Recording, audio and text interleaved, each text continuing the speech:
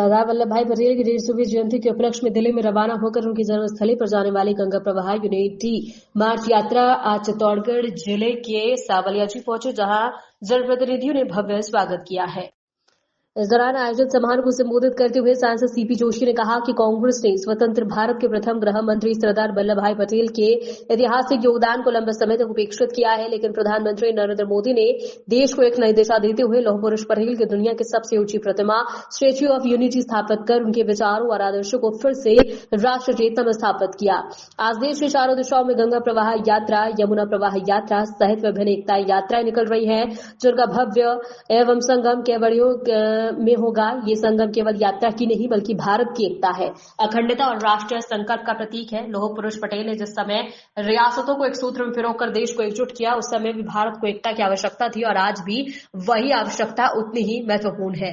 देश विरोधी ताकतें समाज को भ्रमित करने, विभाजित करने और राष्ट्र की प्रगति को रोकने का प्रयास कर रही हैं। ऐसे में युवाओं की भूमिका अत्यंत महत्वपूर्ण हो जाती है। ये यूनिटी मार्च यात्रा सरदार पटेल की 150वीं जयंती को समर्पित भारतीय जनता पार्टी का राष्ट्रीय अभियान है।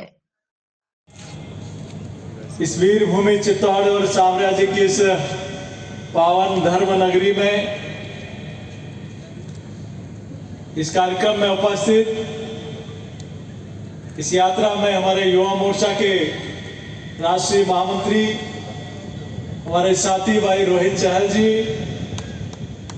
यहाँ उपस्थित हमारे पार्टी के वरिष्ठ नेता पूर्व मंत्री आदरणीय श्री चंद्र कृपलानी साहब, इस विधानसभा के लोकप्रिय विधायक माननीय अर्जुन लाल जी, चित्तौड़गढ़ विधानसभा के लोकप्रिय विधायक माननीय चंद्रभान सिंह जी, हमारे यहाँ के जुझारू जिलाध्यक्ष भाई रतन जी, पूर्व जिलाध्यक्ष माननीय मिठूलाल जी, यहाँ इस मंदिर मंडल के चेयरमैन आदरणीय जानकीदास जी, राजस्थान युवा मोर्चा के प्रदेश के महामंत्री भाई पिलानिया जी और यहाँ उपस्थित हमारे जिले के सभी पदाधिकारीगण,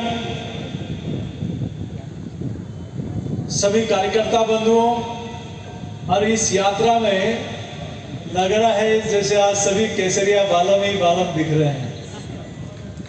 तो एक बार जोरदार ताली बजाकर इन सब का अभिनंदन। ये 4 यात्राएं देश के अलग अलग कोने से सरदार साहब की 150वीं जयंती के ऊपर पूरे देश भर में निकल रही है। और मैं आज जिस स्थान का चयन आप लोगों ने किया, पार्टी ने किया, ये मीरा पन्ना और पद्मावती की त्याग तपस्या की भूमि है। ये वीर शिरोमणि महाराणा प्रताप की भूमि है, जहां मुगलों ने हमेशा समर्पण ही किया। मेवाड़ कभी मुगलों के सामने पराधीन नहीं हुआ।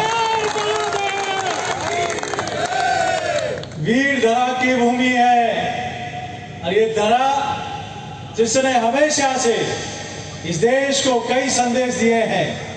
और ये सावरिया जी की भूमि निश्चित रूप से इस देश के यशस्वी प्रधानमंत्री श्री नरेंद्र मोदी जी भी मुख्यमंत्री रहते हुए भी यहाँ है और प्रधानमंत्री रहते हुए भी यहाँ चरण में आए। और आप सब लोग माननीय जिला राष्ट्रीय अध्यक्ष जी के नेतृत्व में जो यात्रा निकल रही है और माननीय प्रधानमंत्री जी के निर्देशन में जो यात्रा निकल रही है, मैं सोचता हूं जब उस समय देश को एकता, अखंडता और भाईचारे की आवश्यकता थी, आज वही समय है। क्योंकि देश दुनिया की कई ऐसी ताकतें हैं जो भारत की तरफ टेढ़ी निगाह से देख रही है। ये भारत की तरक्की नरेंद्र मोदी जी के नेतृत्व में इन 11 वर्षों में भारत कहां से कहां पहुंच गया। कोई जमाना हुआ करता था जब दुनिया का अनुसरण भारत करता था, लेकिन जमाना बदला। अब भारत और भारत का प्रधानमंत्री क्या कहने वाला है, उसका अनुसरण दुनिया करने लगी है।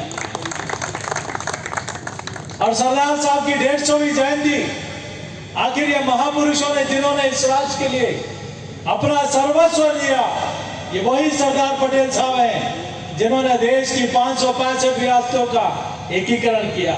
ये वही सरदार पटेल साहब हैं जहां हैदराबाद का निजाम भागने वाला था, कहा कि हवा का हवा में रह जाएगा, हिंदुस्तान में रहना होगा।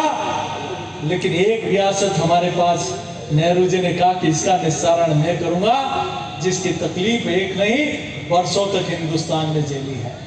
मेरे जम्मू कश्मीर के साथ यहाँ बैठे हैं, उत्तर प्रदेश, झारखंड, उत्तराखंड के साथ यहाँ बैठे हैं और पंजाब के साथ यहाँ बैठे हैं। देश के अनेक कोनों से ये सभी युवा तरुणाई यहाँ आए हैं।